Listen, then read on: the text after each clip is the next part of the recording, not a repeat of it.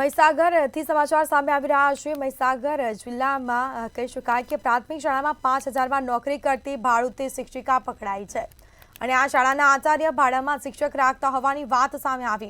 ત્યારે આ અંગે શાળાના આચાર્ય મુકેશ પટેલે જણાવ્યું છે કે એસએમસીના કહેવાથી શિક્ષિકા અહીંયા સેવા આપવામાં આવતા હોવાનું સામે આવ્યું છે, જેમાં બીજી તરફ એસએમસી અધ્યક્ષ તેમજ ટીમ દ્વારા કોઈપણ લેખિત ઠરાવ કરવામાં આવ્યો નથી। एसएमसी ની સૂચના હતી, અમારા ઠરાવ પણ કરેલો છે કે ભાઈ, અને ઠરાવ મેં પહેલનો કરેલો છે છતાંય મેં એને પેસવા દીધી નથી।